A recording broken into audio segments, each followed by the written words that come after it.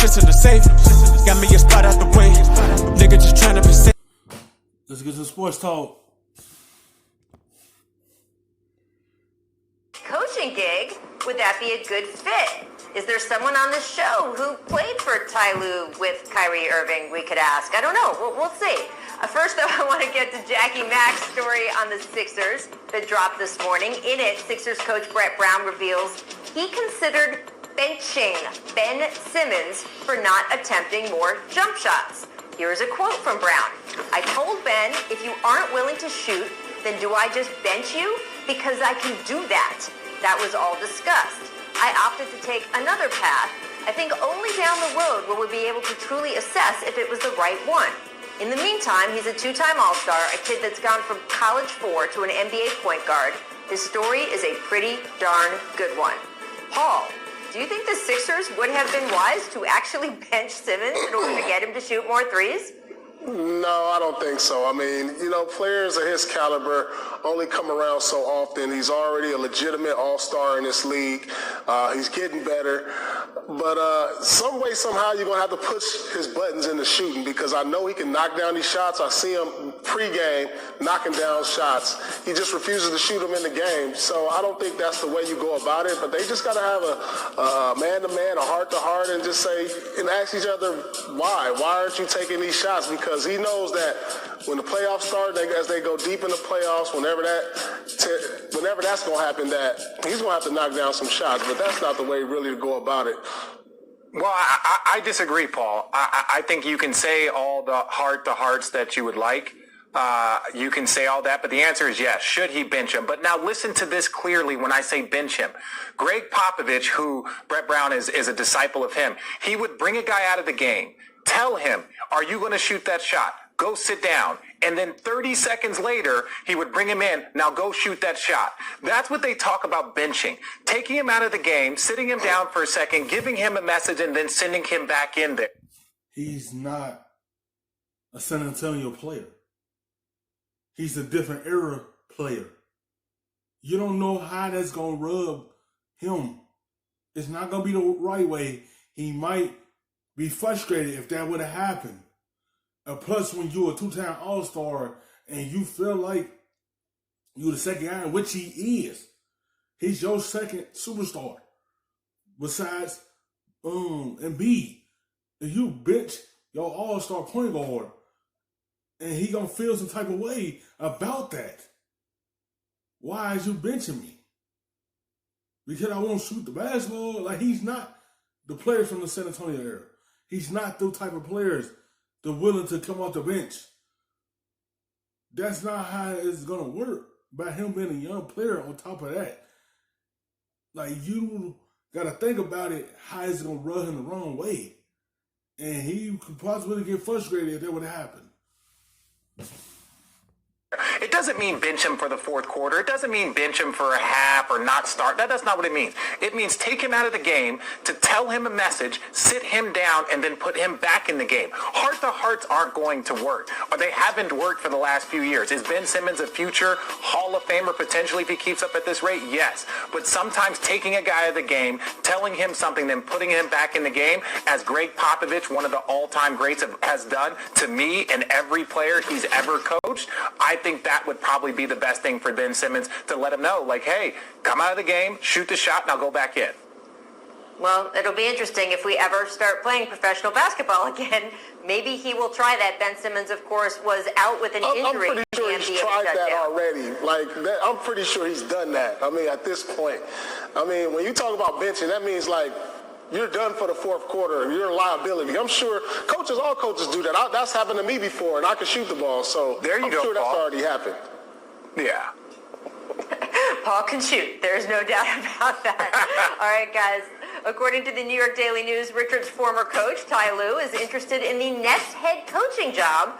This would, of course, reunite Lue with Kyrie Irving, a key piece to the 2016 Cavs title team. So, Richard, do you think your former coach and former teammate would make it work in Brooklyn?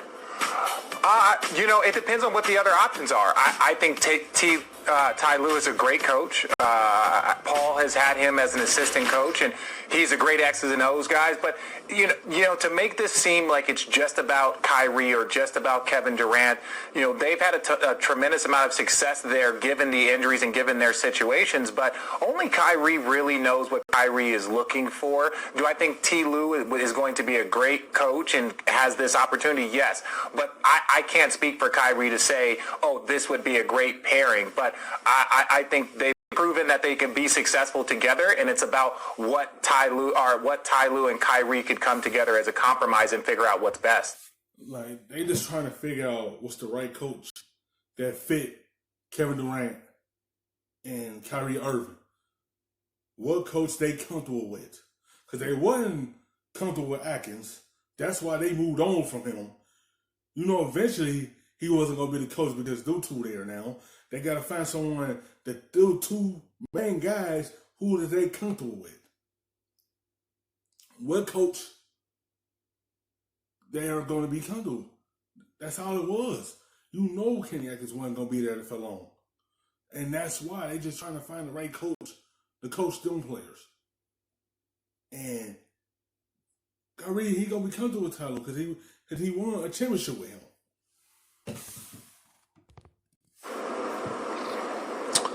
Ty Lue is an absolute great fit for anybody in the league. For one, I'm tired of the NBA recycling all these old coaches who's been in the league for 20, 30 years. This new generation needs this new young blood, guys who've been in the NBA, you talk about a player who won as a coach who's won as a player and a coach, a guy who's well-loved and well-liked around the league, a guy who relates to the players. He's a player's coach, and I like to see more and more of that across the board in the league, especially from the younger generation. And that what players will be comfortable with. If you could connect with a player and see eye to eye with him, and you're a player coach, they like that. They get comfortable with that. They like a coach like that they can see eye to eye with. They love a coach that can connect with them. They love a coach like that. And he'll be a good fit for that because he can relate to the players because he already played the game. I'm surprised we don't see more and more young retired NBA players get head coaching jobs. I just think it's a must for this generation. But Ty Lue, definitely, I think he'd be a great fit. Depending on your expectations, now, are they going to be a championship caliber team if you put Ty Lue in there and add KD, Kyrie Irving? Yes. Can they do it? We have yet to see. Or it has yet to happen. But great fit around the board, I believe.